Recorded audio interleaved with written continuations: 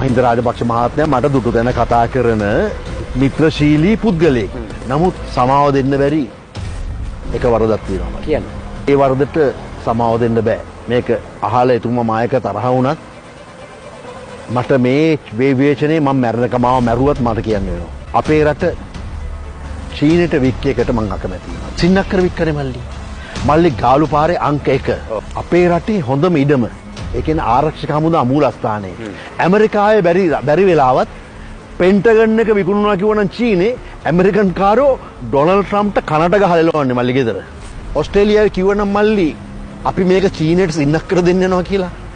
මොන කෑමක් කයිද මල්ලි අගමැතිහේ. ගරු ගෝඨාභය රාජපක්ෂ ජනාධිපතිතුමා කියනවා මෙන්න මෙහෙම මයික් එක ඉස්සරහා පිට.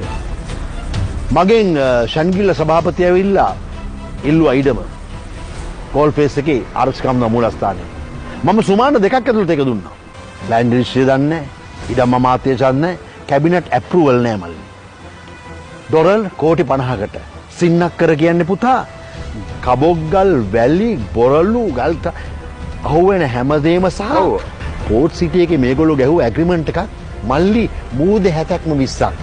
උඩින් යන්න චීනෙන් වීසා ගන්න ඕන මල්ලි.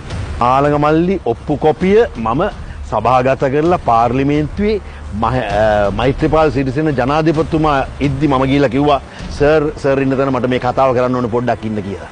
එතකොට කිව්වා ඔබ මොකක්ද ඒ පාර අදින්න යන ගිනි ගෙඩි කිලව. මෙන්න සර් ඔප්පු හමු වුණා මට ෂැන්ග්‍රීලා ඔප්පු ගෝඨාභය ජනාධිපතිතුමා ගහපු කියලා. කොහොම බලන්නද යන්නේ? මේක ඇත්ත බං කියලා කිව්වා. මාත් අතිස්සුවා කිව්වා. පෙරදි වැඩක් කියලා කිව්වා. ඊට පස්සේ මම යන්න හැරුණා. රංජමේන් මේ මල්ලි 1-to-1 සාකච්ඡා. එයාට නෑ කියන්නත් බෑ මට නෑ කියන්නත් බෑ.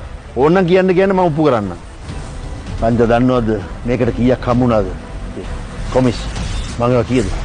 බිලියන 5යි කියලා කිව්වා. මම ඒවා ඩොලර්ද රුපියල්ද? රුපියල් කිව්වා. ඩොලර් මිලියන 50ට දුන්නා නම් මල්ලි චීනා කියන්නේ හැම වෙලේම මල්ලි කොමිස් චීනා මේක අපිට නෙමෙයි මල්ලි ඇංගෝලාවට කළා මල්ලි. ඔබ දේශප්‍රේමියෙක් නම් මේ රටට මේ පොළොවට ඉපදුණු මේ අම්මට ආදරේ නම් මේක විකුණන්න දෙන්න බෑ මල්ලි. පක්ෂ වැඩක් නැහැ මල්ලි අපිට.